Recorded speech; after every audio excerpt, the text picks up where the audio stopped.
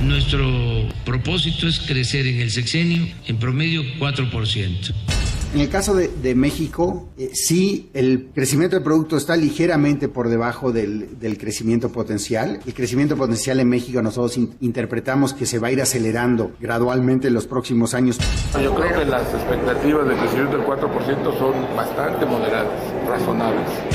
Creo que el diagnóstico que se ha hecho de México es claro y es cierto. No crecemos a la velocidad que requerimos, no crecemos de una manera equitativa. Son cosas de mediano y largo plazo, porque también si la sociedad quiere ver resultados inmediatos es muy difícil. Tenemos que siempre hablar con la verdad para que también nos ayuden en este crecimiento y que los gobernadores entiendan. En 3 años, a partir de 3 años. Las condiciones de crecimiento en general están deterioradas y hay una preocupación importante por los niveles de inversión privada en nuestro país.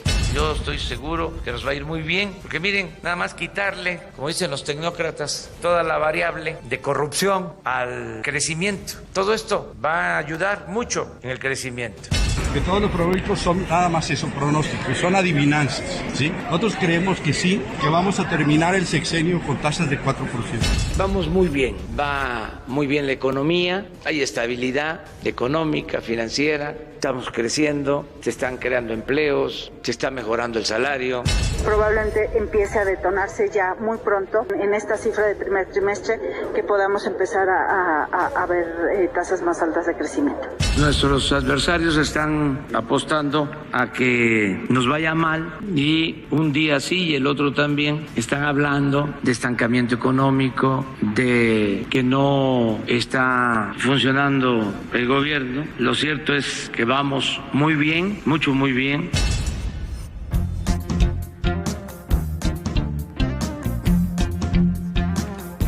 Son las 8 de la mañana con 6 minutos, pues regresamos con esta mesa que ahorita estábamos comentando desde el sexenio pasado, que no la habíamos hecho, ahí sí nos tardamos.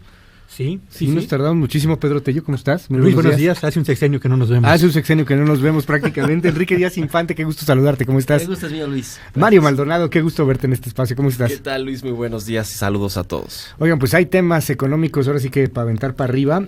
Hace unos momentos teníamos al presidente Andrés Manuel López Obrador diciendo que con este Plan Nacional de Desarrollo sí van a lograr cumplir con el compromiso de que la economía va a crecer al 4%. Eso es lo que dice el presidente y pues yo quiero preguntarles a ustedes, sin afán de llevar la contraria, por supuesto, pero ¿será cierto que con el Plan Nacional de Desarrollo y las acciones económicas que van hasta el momento, vamos o no vamos a crecer al 4%? ¿Con quién comenzamos? Pues mira, Luis Infante. Gracias, Luis. A mí me parece metas excesivamente ambiciosas, por no decir irreales, el plantearse crecimientos en un momento hasta el 6%, o sea, un promedio del 4%, pero que podrían llegar hasta el 6%, precedido por acciones que lastimaron muy fuerte la confianza del sector privado y de los inversionistas, como fue la cancelación del Aeropuerto Internacional de México, y con unas finanzas públicas medio endebles, donde ya empieza uno a cuestionar los ingresos no están siendo suficientes, donde las promesas de no endeudarse, dices, ¿qué tanto van a aguantar?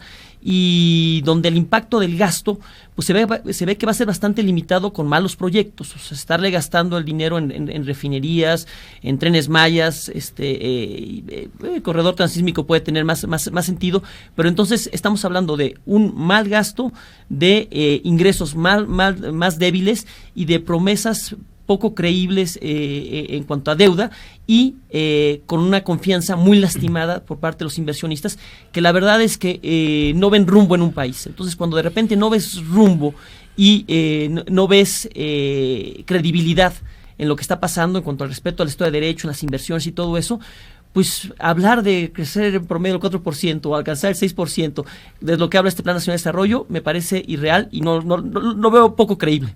¿Consideras lo mismo, Pedro? Yo diría, Luis, a ver, para que una economía acelere el paso, tienen que ocurrir 3 cosas. Primero, que la inversión gubernamental y la inversión privada fluyan rápida y en magnitudes crecientes. Y la primera pregunta que tendríamos que hacernos es, ¿hay condiciones para que eso ocurra en México? Y la respuesta es no. El gobierno federal tiene un estrecho margen presupuestal de aquí a lo que resta de la presente administración, y el sector privado depende fundamentalmente de cómo percibe el ambiente externo en desaceleración, cómo percibe el ambiente interno en incertidumbre. Segundo factor para acelerar el paso: si no eres capaz de fortalecer tus capacidades productivas para generar riqueza y empleos, y estoy hablando de política industrial, política agropecuaria, cualquier oferta que tú realices en un plan de desarrollo se va a quedar en letra muerta. Ahora, tenemos un gobierno comprometido a favor de una política industrial y de una estrategia agroindustrial. Hasta este momento en el discurso, sí. Pero lo cierto es que los ejecutores de la misma, Secretaría de Economía concretamente, en el caso de la política industrial, yo los veo alejados del sector empresarial y los veo sin dar los primeros pasos hacia la articulación de un auténtico compromiso a favor de política industrial. Y la tercera condición que debe cumplirse para acelerar el paso, Luis, tiene que ver simple y sencillamente con el fortalecimiento del mercado interno. El mercado interno es, en cualquier economía desarrollada o en vías de desarrollo, uno de los pilares más importantes para aspirar a un crecimiento más acelerado. ¿De qué depende el fortalecimiento del mercado interno en México? De tres cosas. Uno, empleo en cantidad, que no lo vamos a tener. Sí. Dos, empleo en calidad, que no lo hemos venido ni siquiera frenando el deterioro en la calidad. Y tres, y de manera muy especial, Luis, diría yo, del fortalecimiento de la clase media, que por cierto se ha venido erosionando en los últimos años. Así que, en suma, la idea de crecer al 6% al final de este sexenio parece un buen propósito, pero la realidad es que por lo menos en los 2 primeros años de esta administración, el crecimiento promedio de la economía mexicana será, si bien nos va, del 1.2%, lo cual obligaría a que aspirar a un avance del 6% al ser este sexenio signifique desbordar el gasto público o crear un ambiente lo suficientemente atractivo para que el sector privado nacional y extranjero vuelque sus recursos en la economía mexicana, lo que parece más sueño que realidad. ¿Qué opinas, Mario Maldonado? Yo creo que este primer dato que tuvimos de crecimiento económico negativo en el primer trimestre de este año es un duro golpe para el presidente Andrés Manuel López Obrador y su gobierno, sobre todo a la luz de todos estos comentarios de abolir el modelo económico neoliberal, de que con sus proyectos y programas sociales, proyectos de infraestructura y programas sociales, se iba a reactivar la economía, se iba a reactivar el empleo. Y lo cual no ha sucedido. Yo creo que el que tengamos este crecimiento negativo 0.2%, además de todo, a contracorriente de el crecimiento de la economía de Estados Unidos, que es uno de los motores de México por la dependencia que tenemos en la relación comercial con Estados Unidos, que creció 3.2% en su primer trimestre del 2019, es decir, sorprendió a los analistas y al mercado, es decir, creció más de lo que se esperaba. No es el caso de la economía mexicana, lo cual sí refleja lo que un poco dice el Banco de México y lo que acepta Hacienda, que el gasto público no ha fluido, que la inversión privada está detenida, está estancada esta inversión privada, y que los proyectos y programas del nuevo gobierno no están generando ni certidumbre y tampoco están generando actividad económica. Yo creo que eso es un gran golpe para el gobierno de Andrés Manuel López Obrador, para la narrativa del nuevo gobierno. Y esperemos a que el segundo trimestre del año no tengamos otra vez un crecimiento negativo y que entonces la palabra recesión comience a estar en la narrativa también, no de los medios, en la narrativa de las calificadoras, de los bancos de inversión, de los expertos nacionales e internacionales en esta materia. Y yo creo que eso sería terrible, todavía más terrible para el gobierno, si la palabra recesión comienza a estar presente en la narrativa económica de este nuevo gobierno. Sí viene un escenario de recesión, o sea, ya está ahí en el ambiente, ya está en el debate. Para tratar de entenderlo de una manera sumamente simple, porque mucha gente nos dice, es que pues ahí está, el dólar está muy bien. Hay algunas notas inclusive que pues la neta son notas un tanto pro 4T o de bots 4T que dicen que Andrés Manuel López Obrador, el presidente, ha logrado el mejor posicionamiento del peso frente al dólar o cosas por el estilo. Lo cierto es que la gente dice, pues ahí está, el dólar no se ha subido, no está tan grave, ¿por qué exageran tanto? ¿Qué representan estos números que veíamos el día de ayer publicados, antier, que salieron pues ya a la luz a las 8 de la mañana? ¿Qué representa este numerito, menos 0.2%? ¿Qué representa esto que dicen? Es que iniciamos igual que como inició el sexenio de Zedillo y nunca nos había ido tan mal. ¿Qué opinas, Enrique Díaz Infante? Pues yo creo que representan autoengaño, ¿no? Y un golpe de realidad, como dice Mario. O sea, el golpe de realidad es que la economía está creciendo en forma negativa y que no se están cumpliendo las expectativas de este gobierno. Engañarse por el dólar, el tipo de cambio, es no entender las razones que están detrás de esa fortaleza y que tienen que ver básicamente con una tasa de interés que da Banco de México muy atractiva, y con con el diferencial de tasas que se tiene con Estados Unidos. Entonces, pues, los inversionistas dicen, bueno, mira, hasta ahorita México a finales de abril de 2019 tiene sus fundamentales sólidos. Tiene un Banco de México autónomo, tiene pues controlado su déficit fiscal, controlado su déficit en cuenta corriente. Entonces, hasta ahorita este momento, pues sí da, y ese diferencial de tasas hace que venga mucha inversión. Pero es un engaño creer que eso es porque hay una gran emoción por el rumbo que lleva el país, que dicho sea de paso, este Plan Nacional de Desarrollo como que ni siquiera lo deja muy claro. O sea, como que en sexenios anteriores nosotros teníamos claro que el rumbo era mercados más competitivos, mayor integración en la globalización, más comercio internacional. Había y estabilidad en las finanzas. Ahora, pues como que lo que se empieza a vislumbrar es más intervención del Estado, vía Pemex, vía CFE, pero no se ve realmente si en temas de deuda, de ingresos y de gasto, las cosas van a estar ordenadas y hacia dónde nos va a llevar. Entonces, no está emocionando esto, no está emocionando los proyectos, no hay un rumbo que emocione. Entonces, agarrarse del tipo de cambio me parece ilusorio, irreal, engaño, autoengaño. Pedro. Yo diría, Luis, déjame establecer una analogía. Tú puedes ir con el médico y tomarte la presión arterial, tomar tu temperatura y decir, oye, tus signos vitales están en orden. Tienes signos vitales de un chamaco de 35 años. Pero cuando hacen una radiografía para ver cómo están tus órganos vitales, no tus signos vitales, sino tus órganos vitales, de pronto van a empezar a brotar los problemas que traes por allá adentro acumulados. ¿Qué pasa con la economía mexicana? Tenemos signos vitales bien, pero órganos vitales descompuestos. No tenemos una planta industrial sólida, no tenemos un agro lo suficientemente integrado, no tenemos tampoco un sector comercio y servicios que esté jalando al resto de las actividades económicas del país, y consecuentemente no tenemos una planta generadora de riqueza con la suficiente solidez y dinamismo para poder empujar el desarrollo de este país a la velocidad a la que todos desearíamos. Y segundo, déjeme decir también esto, Luis. A ver, si hacemos una revisión de la historia económica de México, tendríamos que concluir lo siguiente.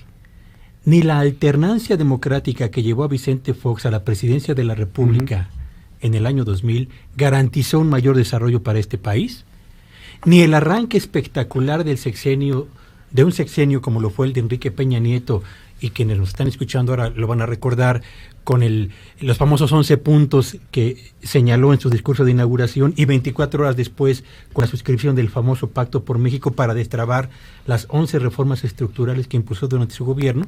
Bueno, pues ni uno ni otro garantizaron ni un clima lo suficientemente sólido para crear confianza ni desarrollo más acelerado, y tampoco llegar a la presidencia de la República, como ocurre ahora con Andrés Manuel López Obrador, con una votación arrolladora.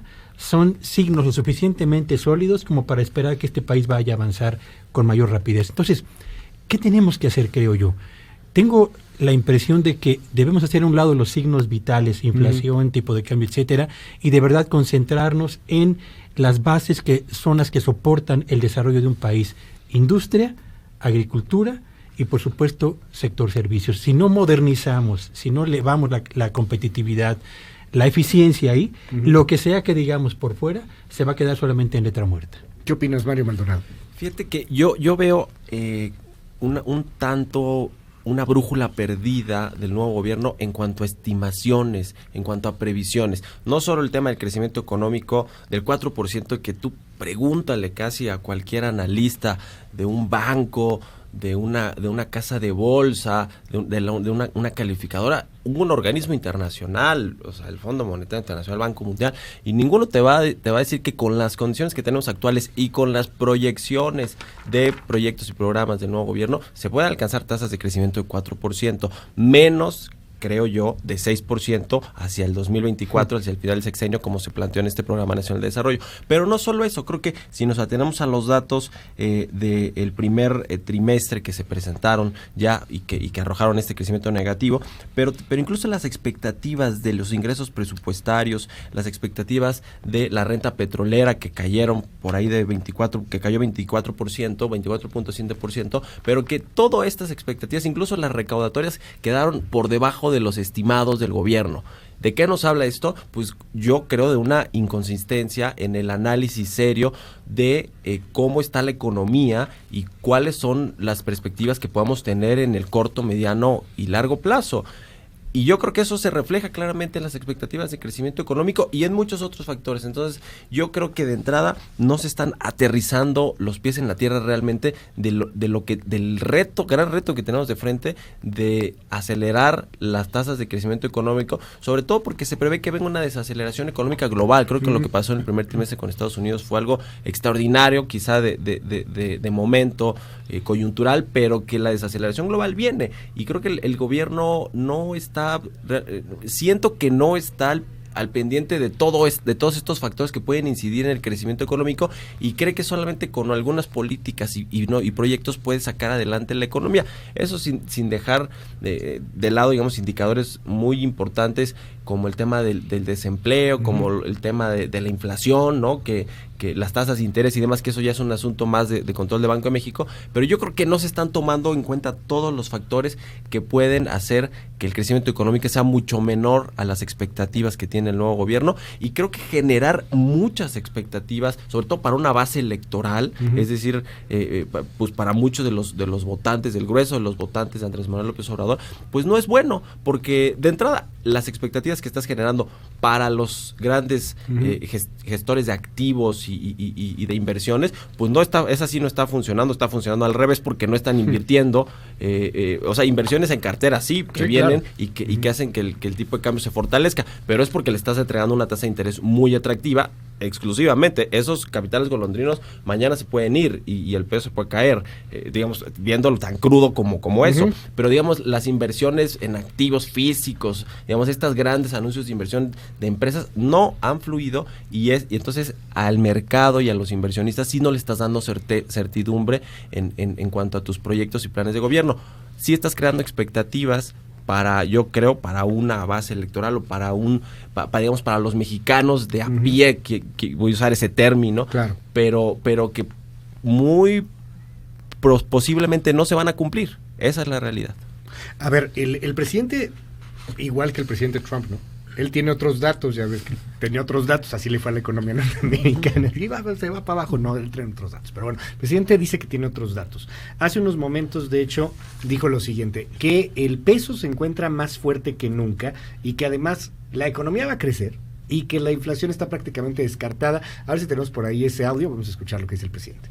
Otro dato que ahí lo ven los analistas, pero de soslayo, está muy fuerte nuestra moneda. No hay depreciación, al contrario, este mes se apreció, se fortaleció nuestro peso, ya abril. Entonces estamos tranquilos, va a crecer la economía. Son otros datos, siempre hay otros datos que están ahí sobre la mesa, y pues esta realidad que de pronto se impone, pues parece que se le impone a medio mundo, pero no se le impone al presidente.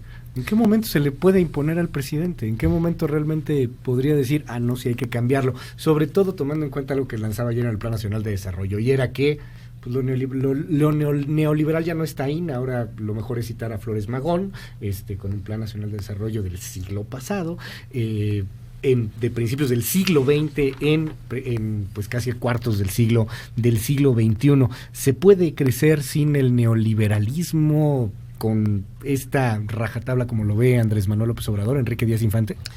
A ver, Luis, yo creo que es parte del gran problema que tiene este gobierno para generar expectativas positivas.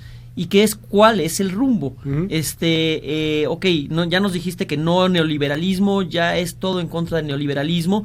Definamos lo que es neoliberalismo, yo creo que para empezar, y el neoliberalismo pues parte de finanzas públicas sanas, una estabilidad macroeconómica. Yo creo que el presidente se queda nada más en la cabeza con el tema de privatizaciones, entonces cuando él oye neoliberalismo habla de privatizaciones, pero es más que eso. Y entonces, si nos dice ya no neoliberalismo, yo lo primero que preguntaría es ¿qué parte del neoliberalismo te refieres? O se refiere, señor presidente, ya no vamos a tener una estabilidad financiera, ya en la política monetaria no se va a respetar la autonomía del Banco de México para que la maneje, la política fiscal ya no va a ser importante cuidar el déficit fiscal, ahora la batuta y la inversión la lleva el Estado y ya no van a ser las empresas, entonces ya no va a haber un ambiente competitivo. ¿Qué es a lo que se refiere en contra del neoliberalismo, ¿no? Puedes tener en esta vida otras opiniones, pero no otros datos. Los datos son unos, y yo creo que es muy desafortunado que el presidente quiera llevar la discusión a la Trump de que yo traigo otros datos. Pues la realidad es una.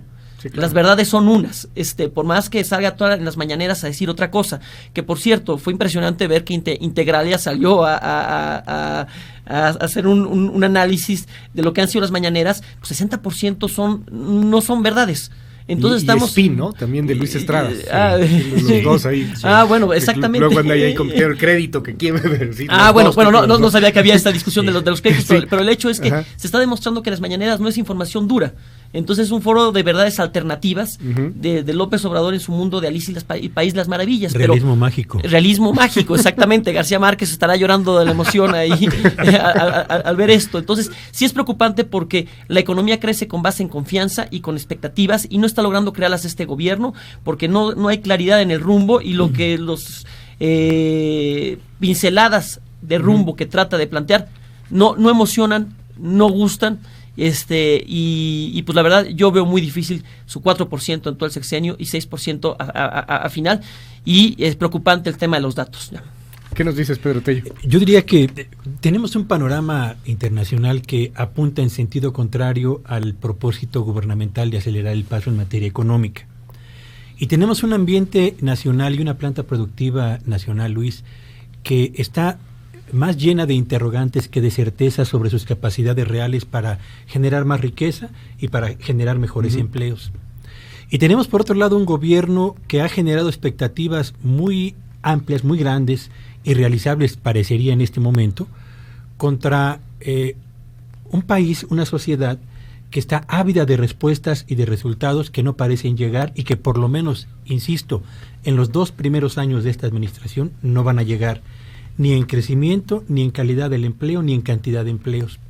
Así que estamos metidos en un sexenio, en un gobierno que llegó con altísimas expectativas, con grandes promesas, pero con un margen de maniobra tan estrecho que difícilmente le permitirá acercarse siquiera a la mitad de las metas que en materia de bienestar y de desarrollo y crecimiento ha establecido ya en el papel, Luis.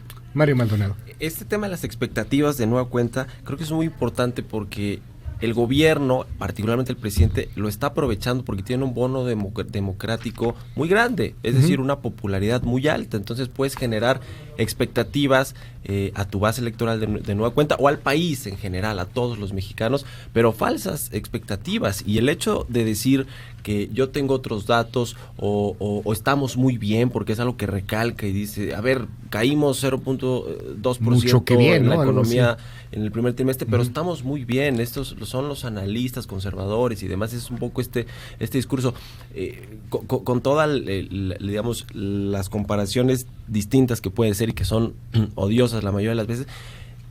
Yo veo a un presidente que quiere creer en su gobierno, en su proyecto, obviamente legítimamente, pero que está también encapsulado no por su gabinete, por la gente que tiene cercana, imaginaría yo que le dicen la verdad, pero sí encapsulado en lo que él piensa y en lo que él cree que va a hacer. Yo recuerdo mucho el gobierno anterior de Enrique Peña Nieto, que se decía que también vivía encapsulado, pero a él sí le hablaban al oído sus principales asesores, ¿no? Uno de ellos, Luis Videgaray, y entonces él veía el mundo de forma distinta porque tenía en este encapsulamiento pues a quienes le pintaban un México mucho mejor. Yo creo que le está pasando eso al presidente López Obrador, pero no necesariamente de sus asesores cercanos, sino de él mismo. Y yo creo que eso sí es algo preocupante. Nada más un apunte rápido con respecto al tema del neoliberalismo, que dice el presidente que ya se abolió, se canceló y que ese modelo económico no funciona más en México. No, y además que hay que reeducar a todos aquellos que tienen una influencia neoliberal. Ya cuando hablas de la reeducación, perdón, pero a mí me recuerda un poco la Revolución Popular China, ¿eh?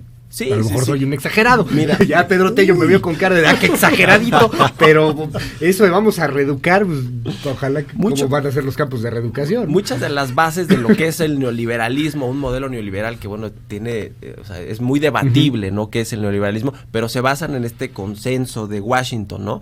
Yo en algún artículo reciente que publiqué hacía referencia a otro de Luis de la Calle que publicó en la Universal, y él hacía un análisis muy rápido de las 10 políticas públicas o 10 principales postulados de este consenso de Washington. México, ¿qué calificación sacaba? Y obtenía un 8.5 de 10, es decir, México sigue siendo muy neoliberal conforme a lo que actualmente tenemos, es decir, conforme al presupuesto que se presentó para este año, el tema de la eficiencia fiscal, la estabilidad macroeconómica, es decir, en muchos puntos de este consenso de Washington, México los cumple. Yo sí creo que va a haber un cambio quizá de mediano, largo plazo. Yo lo veo incluso, si es que sucede hacia el final del sexenio actual, que tendrá que ver con una mayor intervención del Estado. Yo he escrito también mucho de este economista turco, Dani Rodrik, que es uno de los gurús económicos del nuevo gobierno, y que él pues privilegia esto, ¿no? La intervención del Estado sobre los mercados, sobre lo que dicten los mercados internacionales, el tema de la autodeterminación del Estado, la autodeterminación nacional y la democracia, sobre este tema del libre mercado, sobre el tema obviamente de las privatizaciones. Y yo creo que sí avanzaremos hacia ese modelo económico, pero creo que va a tardar mucho, y creo que desterrar, como dice el presidente, el neoliberalismo, pues es prácticamente imposible en una economía como la mexicana. Fíjate, no dice, pareciera que nos está escuchando, pero pues obviamente no. Acaba de decir casi al mismo tiempo que hablábamos de lo que decías, Mario, de que la economía va bien, muy bien. No, dice requete bien. Lo acaba de decir casi al mismo tiempo que lo estábamos mencionando en la mesa. Y bueno, esto es lo que señala ahí a pregunta expresa de algunos reporteros. Escuchemos. No bien, requete bien. Lo acabo de decir ahora. Péguenle un vistazo a cómo andan otros países. Es de mal gusto, ¿no?, que yo lo señale. No hay subejercicio.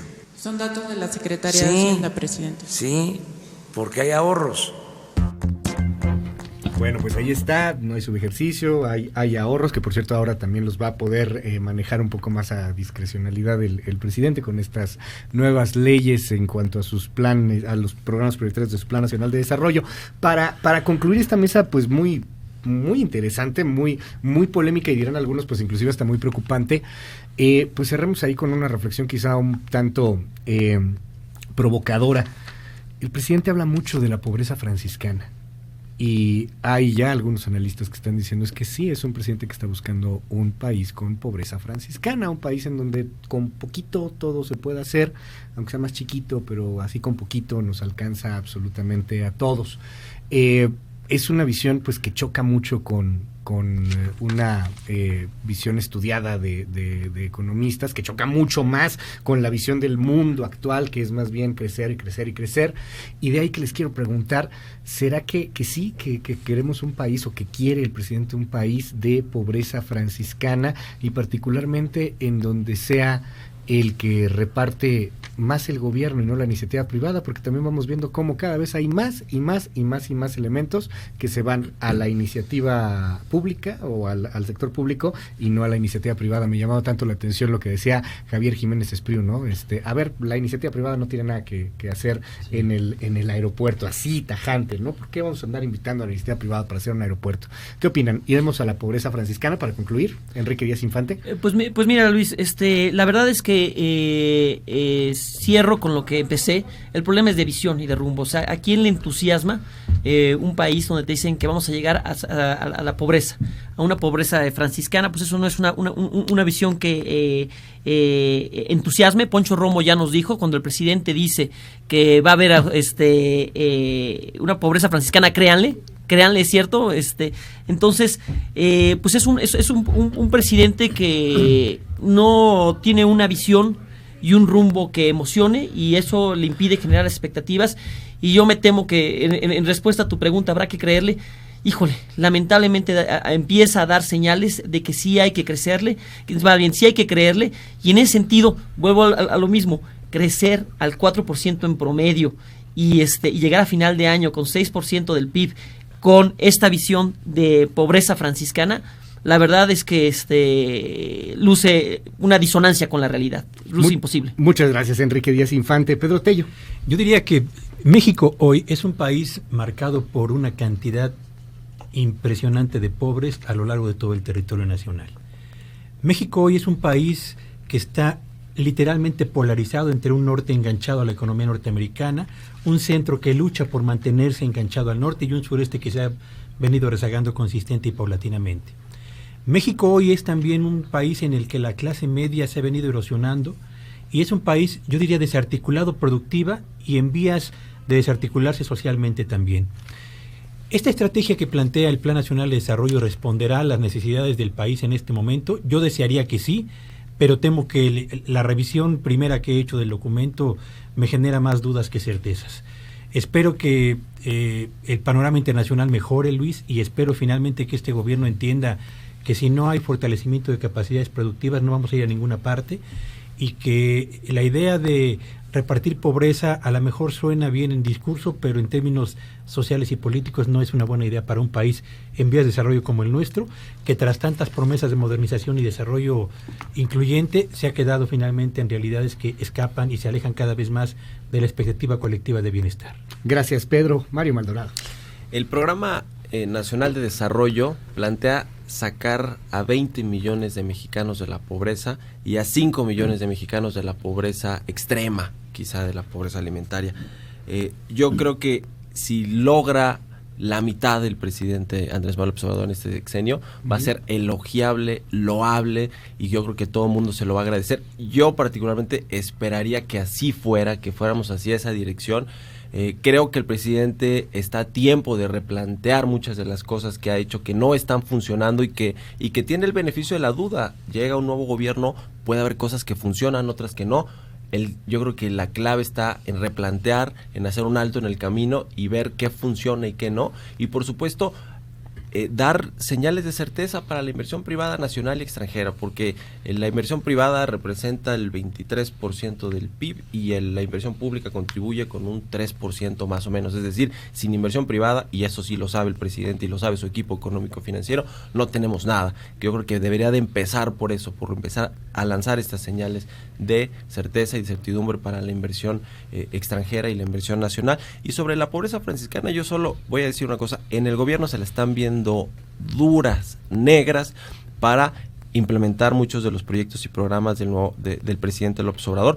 ¿Por qué no tienen gente? Porque hay mucha gente técnica especializada con grandes cualidades y capacidades que tuvo que salir de la Administración Pública Federal por esta ley de austeridad, y un inquilino de Palacio Nacional muy muy cercano al presidente López Obrador está en desacuerdo con eso y cree que pues es una pifia el haber llevado a cabo esta ley de austeridad republicana al grado al que se llevó. Yo creo que había mucha grasa en la administración pública, pero al grado al que se llevó es insostenible, y es una de las cosas que también se tendría que replantear, hacer un alto en el camino para ver si se implementó o no de la mejor forma. Muchísimas gracias a la mesa, muchas gracias Enrique Díaz Infante, Pedro Tello, Mario Maldonado. Hacemos una pausa, seguimos.